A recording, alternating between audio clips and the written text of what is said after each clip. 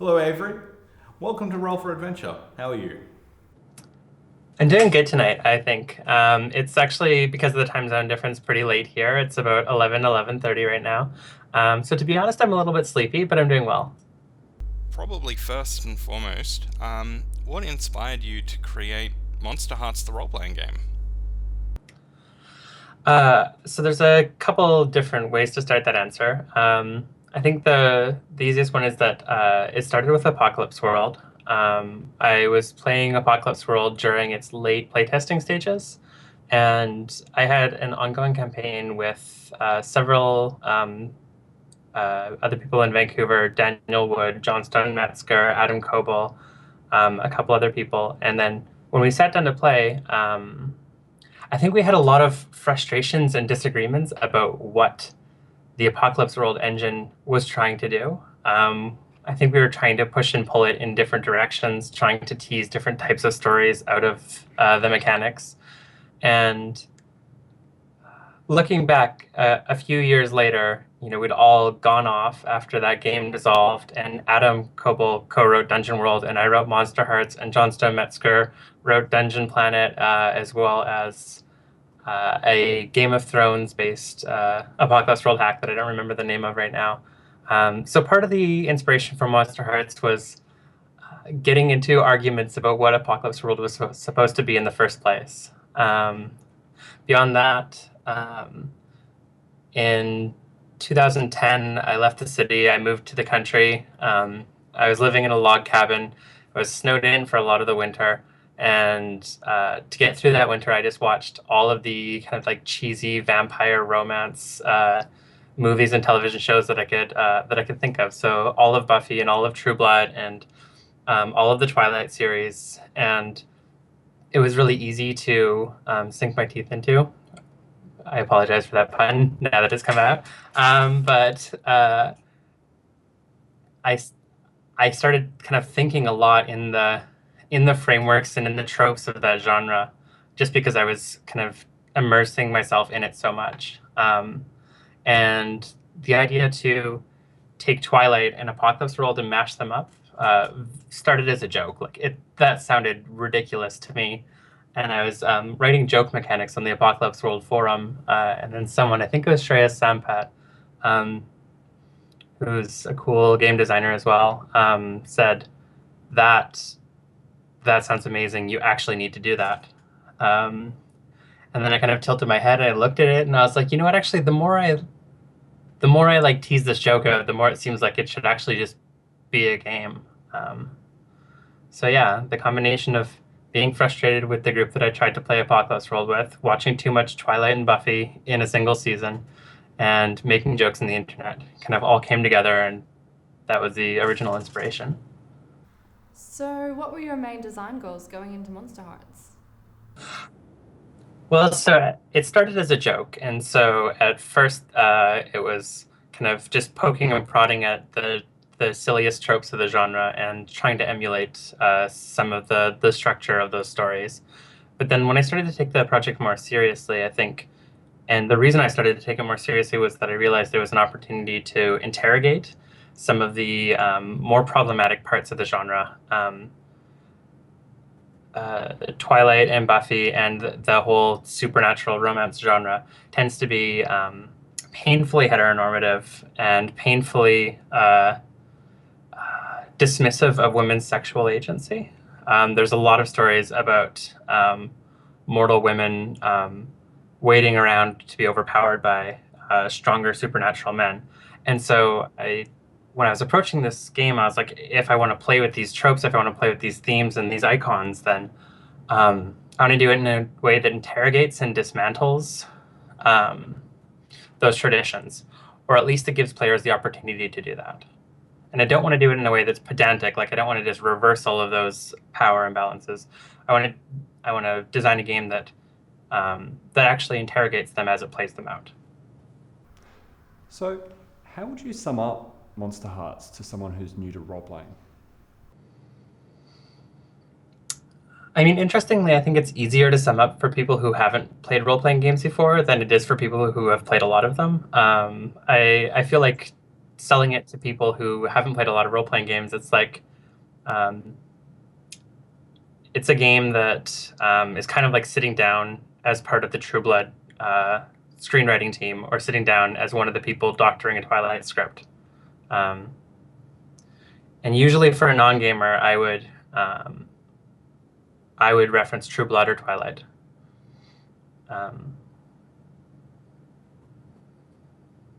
Marketing it to gamers who have kind of ideas of kind of game stories being very adventure-centric, being very action-oriented, being very external, or having kind of like drama that is external to the characters rather than internal to them. I feel like there's the description of what Monsterhearts is and what makes Monsterhearts good is a lot harder to communicate to those people, because there's a lot more unlearning going on. With people who've never played role-playing games before, I'm just like, oh yeah, it's like you're telling the story about Twilight, but you're making up your own, and it's better. So, do you think if players have played Apocalypse World, it makes explaining the game easier to them?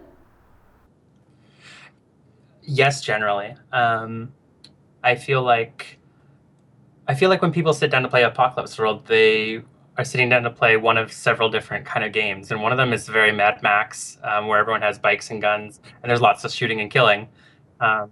And one is about people trying to salvage together their scraps of humanity and community, and also there's bikes and guns and killing. And so if they've played that first kind of modality of Apocalypse World, then I tend to be kind of feeling like I'm talking it crossways with them. But if they've played that Apocalypse World that is about community, that is about strife, then I think Monsterhearts is a really easy sell. It's like that same kind of emotion-leading, strife-leading kind of story, just in high school instead of a wasteland. So Avery, what was the thought process in making many of these moves one-directional, using like turn someone on, for example? Yeah, so I think turn someone on is definitely the most interesting example of like the ways that moves are, because often in role-playing games, violence moves are very one-directional. It's someone trying to inflict violence on someone else, and then they either succeed or don't. So I think the talking about turn someone on is more interesting than talking about lash out physically. So part of the goal with turn someone on was to capture some of my experiences, at the very least, going through high school, and some of navigating kind of social dynamics and navigating like questions around sexuality, which was that often people were just provoking confusing, baffling responses in me, and I felt really alienated by my own body and by my own brain, and I didn't really know what to do with that information. And I definitely never felt at any point throughout high school, and rarely afterwards for that matter, that I was getting to make a lot of conscious choices about what my identities were going to be, and then that I was ever had an opportunity to defend those in situations. It was always, oh no, I find this attractive. That's shameful and horrible. What do I do about that information? Or, oh no, I find myself wanting to worship these people, or I find myself wanting to like care for these people and be their like lackeys and follow them around the hallways of the school all the time. Why do I want that? That is such a shitty thing. I must be a bad person. And so in designing those moves, those social interaction moves, I wanted, I didn't want to create mechanics that emulated conflict. I wanted to create mechanics that emulated that feeling of like someone just had an impact on how you see yourself. That's already on the table, and now you have to choose how to react to it. I think that a lot of traditional game design gives characters agencies by giving them the ability to like block action, and I don't think that that's a very interesting way to tell a story. And so the mechanics of Monsterhearts are much more centered around saying like yes and. So like this other person, they hurt you, or they confused you, or they aroused you, or they gained power over you. And now what? Now what do you do? So rather than your power being something that minimizes someone else's power, just accepting that we're all powerful and chaotic and impacting one another and exploring that impact. So, with the characters in the game, sexuality is a very fluid concept. When designing Monsterhearts, was that particularly important for you? Yeah, it was important for a couple of reasons. Part of the reason that it was important was that I wrote Monsterhearts while I was still figuring out who I am, still figuring out that I'm queer and that I'm trans. And so I was writing mechanics that spoke to my own concerns in the world. I also thought it was important to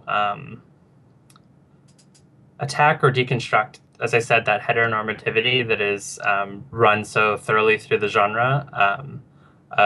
Often in these stories, men have power from outside the human experience that they bring to the table and inflict upon women, and it's a very one-sided, and it's a very kind of stale dynamic in supernatural romance stories. And so I wanted that fluidity and those kind of constant subversions of where we thought the story was going and who we thought these characters were and what we thought their like sexual agency looked like. I wanted all those things to be constantly changing and churning to challenge the ruts that the genre naturally falls into. I also think that the Apocalypse World engine, which Monsterhearts is based off of, it benefits a lot from having kind of rich immediate contexts that trigger these mechanics, and having those mechanics kind of point the story in new directions rather abruptly. And so things always changing and things always pivoting upon themselves is what makes the mechanics of Apocalypse World interesting. And rather than making those pivots about who has a gun held to whose head, or who's managed to bring back food to the community, it's about like who and what has power over you. I've been emceeing a lot of Monsterhearts, and I've been finding it really interesting that the MC doesn't seem to have as much control as traditional GMs. Yeah, what would be your advice to anyone looking to run a Monsterhearts game? Yeah, I definitely think that the Monsterhearts requires less of the GM, at least less of the heavy-handed structuring of the story and the heavy-handed delivery of the action. Monsterhearts works best when 90% of its action is coming from PC to PC interactions and PC to PC tensions. And a lot of the advice for the MC is about using NPCs to provoke that PC dynamic, and then to kind of back away and just let everything slowly implode, and step in to stir the pot and then let it implode again. That's a mixed metaphor, but I hope you understand what I mean. And I think that one of the pieces of advice for MCs is just to like relax.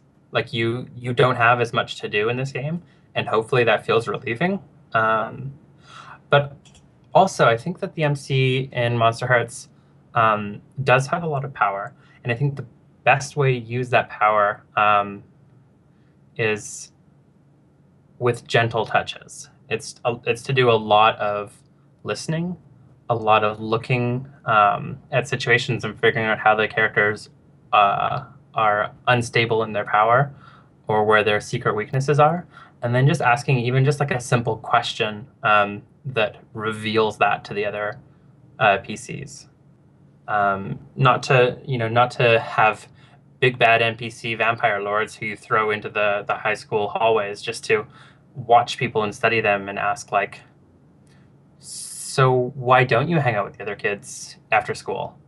Or whatever that one question is that you finally latch onto that will just like topple whatever house of cards you've just discovered. We've been discussing, and we come from a more traditional role-playing game background, where we start a game but don't really have an end. Yeah, whereas Monster Hearts feels like it has a timeline. So do you feel that Monster Hearts is best played as a one-shot or played over a number of sessions? That's a good question. So most of the time when I play the game, it's one-shots. That has more to do with my own personal life scheduling than it does with what I think the game benefits most from.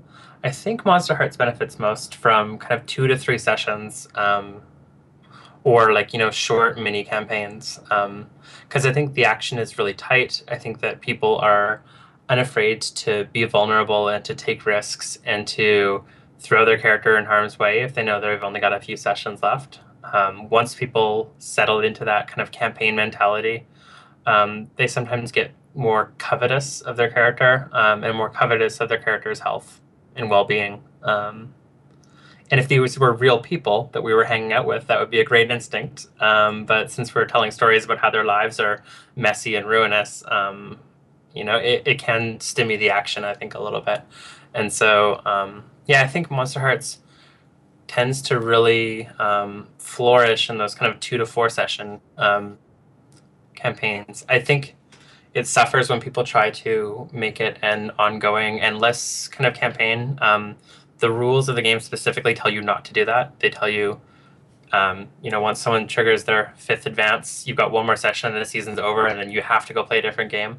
Not everyone follows that. Not everyone follows that rule because RPGs have this great tradition of dividing things into rules and advice and then disregarding advice, which is, I think, unfortunate. I think Monster Hearts is best when you get to explore kind of moody, messy melodrama and then walk away from it and think about it for a while. And in general, I think all games benefit from, having some time to immerse in them and having some time to walk away from them and cleanse your palate and think about them. Actually, we were playing a game recently, and one of the players mentioned that cold, hot, and volatile all have 2 things you can do with them, whereas dark, there's kind of only the one thing you can do. Yeah, dark's a bit nebulous. So what was the thinking behind the basic moves?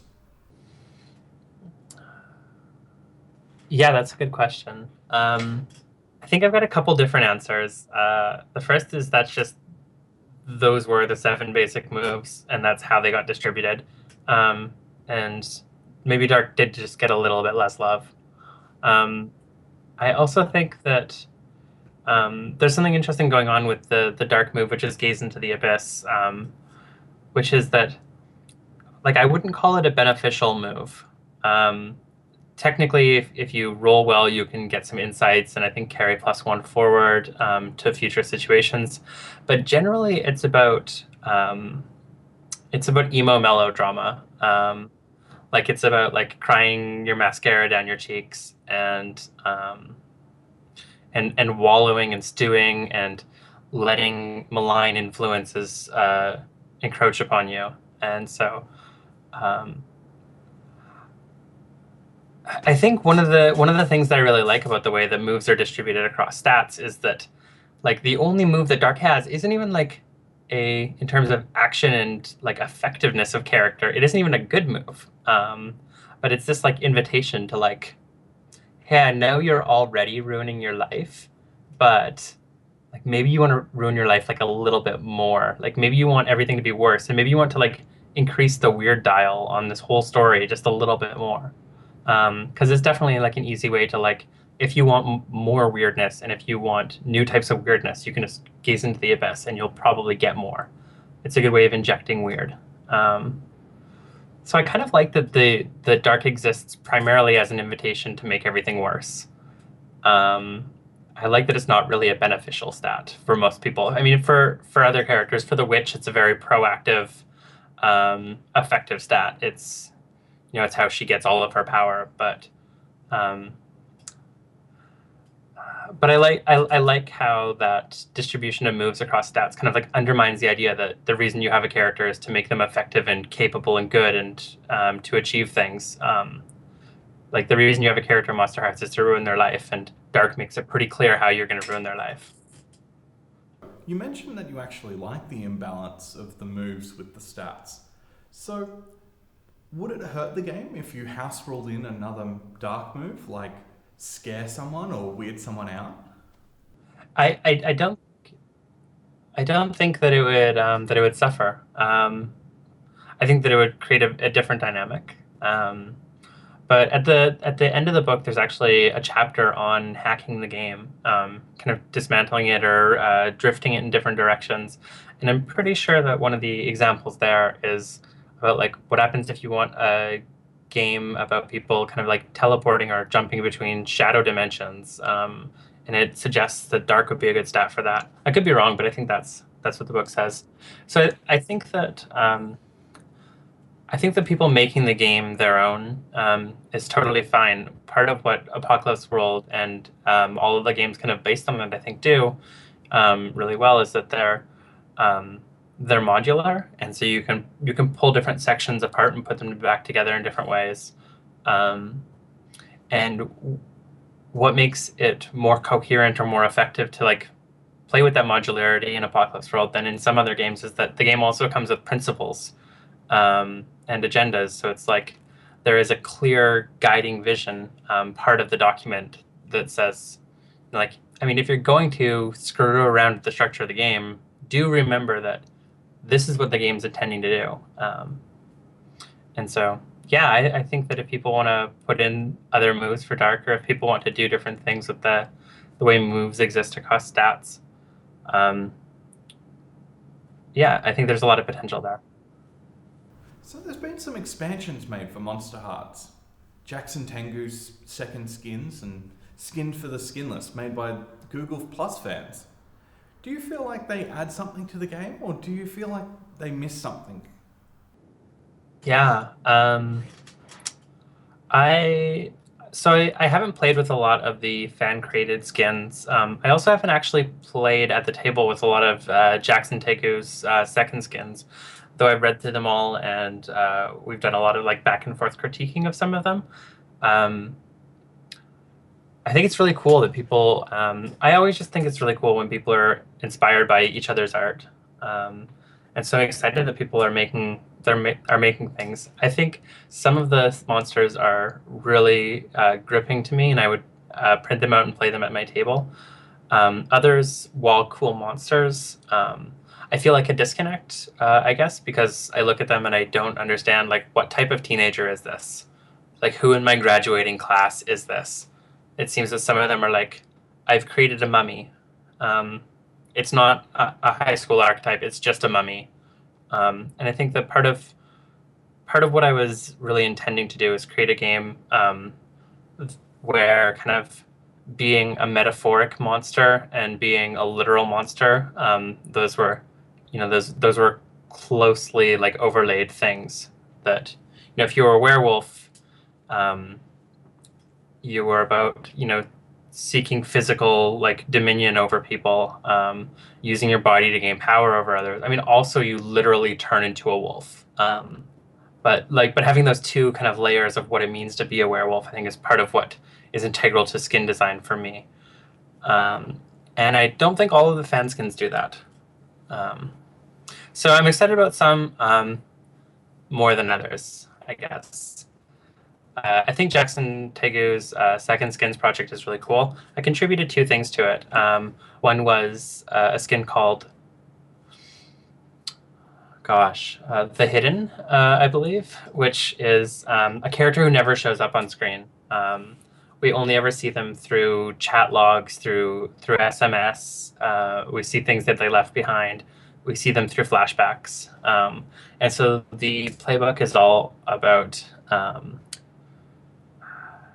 of like manipulating scenes so that you can have an impact on them without ever actually showing up. And I also wrote I think 4-page guide that's part of the second skins, but also just available online, called Safe Hearts, which is about trying to set boundaries and kind of create safer space while playing this game, because a lot of the material is really fraught. It deals with sexual violence, deals with teen hormones. It deals often with teenagers becoming estranged from their families, being exiled from their communities, learning about marginalization for the first time. And so Safer Hearts or Safe Hearts was part of an effort to kind of like backpedal and acknowledge the fact that this information should have been in the core book, like how to actually manage your boundaries. But since it wasn't, I'm sorry, here it is a few years late. So yeah, that's part of Second Skins as well. That was my contribution to it. Yeah, I really appreciate that you wrote Safe Hearts. It really helps out MCs a lot to have that information to go on. And now that you've written Safe Hearts, is there any opportunity, do you think, to go back on the original game? Any areas for improvement? Yes. I think that out of all of the things that I just took from Apocalypse World, more or less unedited and just poured it into Monsterhearts, I think the one that was least beneficial in the long run was the way experience works. When you roll certain stats, you generate experience points. When you get a certain amount of experience points, you get advancements. Often advancements are tied to stats. But they can also unlock new moves. But during setup, it means that you have to go around highlighting stats. You have to learn about experience points. There's an extra thing on the character creation kind of page. And if I were to go back and redesign Monsterhearts right now, there just wouldn't be experience points. And at the end of a chapter or the end of a session, the MC would just say, all right, everyone gets one more move. Really, I think that more and more experience points and that whole kind of advancement track kind of setup seems frustrating to me, because when I'm doing like a one-shot, for example, of Dungeon World, rarely do I see anyone get XP, enough XP to advance. And so often it's just like every time we take a water break, since it's just a one-shot, people come back and I'm like, okay, everyone take another move. Or like level up, or whatever the case might be. And I think that Monsterhearts would have benefited from that approach. So that's one of the things. I think shut someone down. I think that move just halts the fiction rather than contributing interesting new fodder to it. So maybe that move would still exist, but it would be heavily rewritten. Now, Avery, we have to ask, out of all your creations, which is your favourite monster skin? Ooh.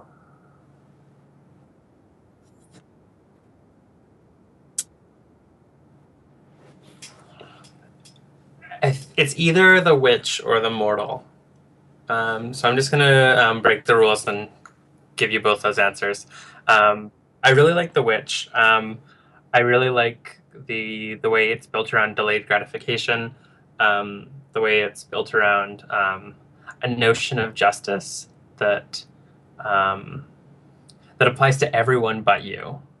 I think that's like a very teenage way of framing the world. And I really like the mortal. So my goal with the mortal, my goal in like attempting to basically to make Bella a playable character, was to look at the ways that like actively choosing to give away power to people could itself be a type of power, or could itself be exploring, I guess, what the ways that we can look at someone giving away their power other than the victim model. I think that's a dangerous conceptual exercise, perhaps, but that was the goal with the mortal, and I think that the mortal is actually really, really fun and interesting to play for that reason. So, Avery, if you were a Monsterhearts skin, which one would you be?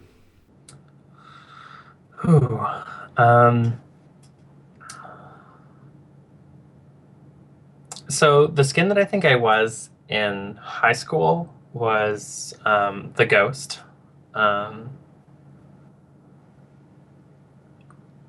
And some of the reasons for that, I think, is that I felt very kind of at odds with my body and at odds with my social circle and at odds with the world. And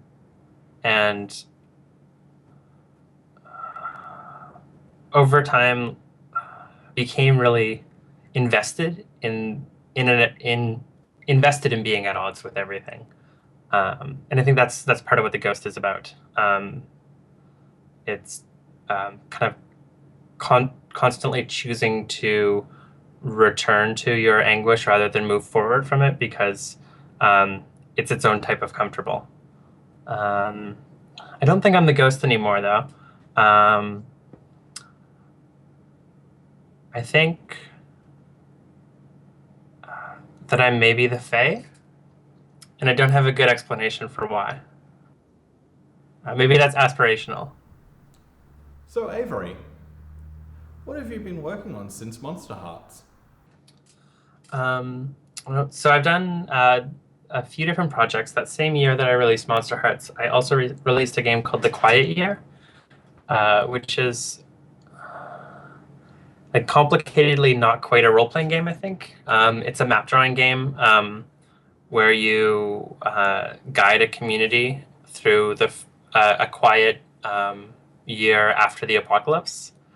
So they've dealt with strife and they've dealt with war, and finally they have some relative peace with which to rebuild.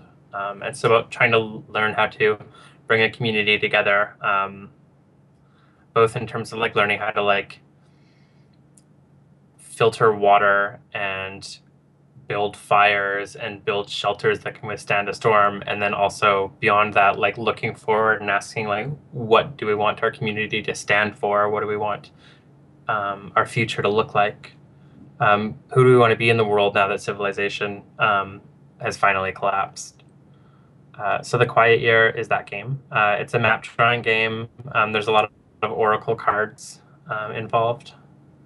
And then I've been working on a variety of kind of small games over the last 2 or 3 years funded through Patreon. So they're free games that are online. And if you go to my website, which is buriedwithoutceremony.com, you can access them all. I think the one out of that I'm most proud of is Dream Askew, which is actually another Apocalypse World hack, but this one's a diceless, MC-less version of the game that's about a small queer community trying to survive after the apocalypse. And it's an apocalypse that's much more contemporary. And part of kind of the premise is acknowledging that apocalypse isn't probably going to hit everyone at the same time, that it's going to hit people in waves based on how disposable they are to society. And so it's acknowledging that like queer communities probably aren't going to be the first ones, or they're not the first ones that are destroyed when civilization starts to crumble, but they're somewhere on that list. And so it's a game about trying to